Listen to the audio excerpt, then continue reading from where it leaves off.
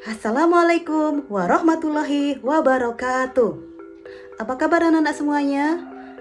Alhamdulillah kita tetap sehat dan semangat untuk belajar. Kesempatan kali ini kita akan belajar tentang cerita inspiratif. Apa itu inspiratif? Oh ya, inspiratif itu artinya menginspirasi kita, mengajak kita ke arah kebaikan. Agar setelah kita mendengar membaca cerita, kita menjadi lebih baik perbuatannya. Yang baik semakin baik karakternya, yang kurang baik mungkin kita perbaiki. Baik, kita mulai saja ya ceritanya ya. Malin Kundang. Cerita ini berasal dari daerah Padang, Sumatera Barat. Ya. Di sebuah pantai di daerah Padang sana hiduplah seorang janda bernama Mande Rubaya. Dia hidup bersama satu lelaki anak tunggal bernama Malin Kundang. Mereka berdua hidup saling menyayang. Ibunya sangat menyayangi Malin Kundang, begitu juga Malin Kundang, saling membantu dan saling menghormati. Malin Kundang menghormati ibunya, menyayangi ibunya karena ibunya lah satu-satunya yang dimiliki di dunia ini. Begitu juga dengan ibunya. Mereka bermain bersama di tepi pantai, kadang bermain layang-layang atau apa saja yang membuat hati mereka terhibur.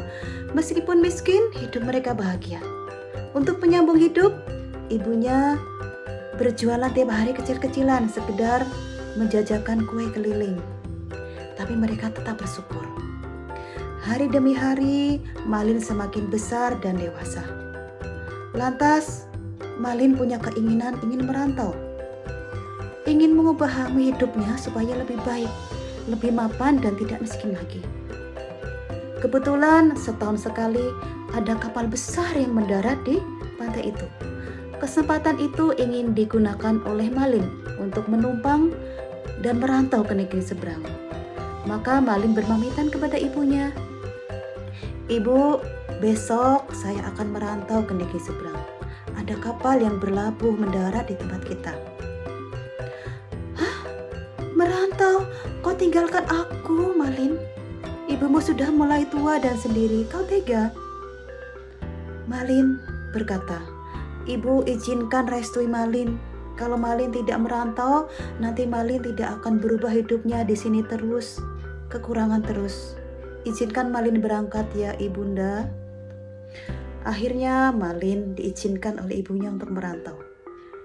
Esok harinya, tepat ketika kapal mendarat di pantai itu, maka Malin berangkatlah. Ibunya dan tetangga mengantarkannya sampai kapalnya itu hilang dari pandangan mata. Ibu Malin tidak bisa membekali apapun, hanya sekedar sebungkus nasi untuk bekal di jalan. Hari demi hari, Ibu Malin tinggal dalam kesendirian. Rindu semakin rindu menanti kabar dan kepulangan Malin. Tahun berganti tahun. Ibu Malin semakin rindu, semakin tua dan sering merenung sendiri. Setiap saat, Ibu Malin pergi ke pantai, memastikan adakah kapal yang datang. Barangkali kapal itu mengangkut anaknya tercinta pulang, Malin Kundang. Tahun bertahun berganti, waktu demi waktu terus berlalu. Suatu hari datanglah kapal besar dan mewah, singgah di pantai tempat Ibu Malin berada. Penduduk kampung berduyun-duyun ingin mengetahui gerangan kapal apa, kapal mewah apa yang tidak biasanya singgah di pantai itu. Maka berderetlah orang-orang ingin tahu. Tentu tidak ketinggalan Ibu Malin, karena setiap ada kapal yang datang, pasti Ibu Malin bersedia untuk menanti, barangkali ada anaknya yang ingin pulang. Ketika mendarat, muncullah sosok dua bangsawan yang gagah dan cantik. Kedua bangsawan itu turun dari tangga ke bawah sampai ke darat. Rupanya mereka ingin sekedar pesiar atau ingin mengetahui daerah-daerah baru. Bukan kapal pedagang tapi kapal pribadi. Ditatapnya sosok lelaki itu. Ibu Malin tak akan pernah lupa. Walaupun sudah jauh berbeda menjadi lebih gagah, lebih bersih, Tetapi Ibu Malin tidak akan lupa bahwa itu adalah sosok anaknya yang dirindu bertahun-tahun tak pernah ada kabar. Maka tanpa sabar, tanpa menunggu waktu, bergegaslah Ibu Malin menghampiri pemuda tersebut. Dibentangkanlah tangannya ingin memeluknya. Tapi sebelum sampai, perempuan cantik di sampingnya mencegah. Malin, ini siapa? Pengemis kotor berani-beraninya mendekati kita. Tidak pantas. Ibu Malin berkata, Malin, kenapa kau lupa aku ibumu? Aku ibumu. Dalam hati, Malin tidak akan pernah lupa. Tetapi sisi hatinya dia malu kepada istrinya. Dulu dia terlanjur mengaku bahwa ibunya adalah seorang bangsawan ketika akan menikahi istrinya itu. Tetapi Ibu Malin tidak kuat menahan rindu. Maka berusaha dipeluknya lah si Malin Kundang. Malin Kundang lebih tinggi rasa malunya daripada rasa sayangnya kepada ibunya. Buta hatinya karena demi istrinya dia rela mendorong ibunya terjerembab jatuh. Perempuan tidak tahu diri, engkau siapa mengaku-ngaku ibu? Mengaku aku sebagai anakmu. Aku tak pernah punya ibu yang sekotor dan semiskin kamu. Pergi sana. Ibunya didorong hingga jatuh. Tidak hanya jatuh, bahkan sampai terpingsan karena terjerembab dan hatinya yang sangat shock, sangat kaget melihat kenyataan itu. Entah berapa waktu Ibu Malin Kundang pingsan. Penduduk satu persatu kembali ke rumahnya.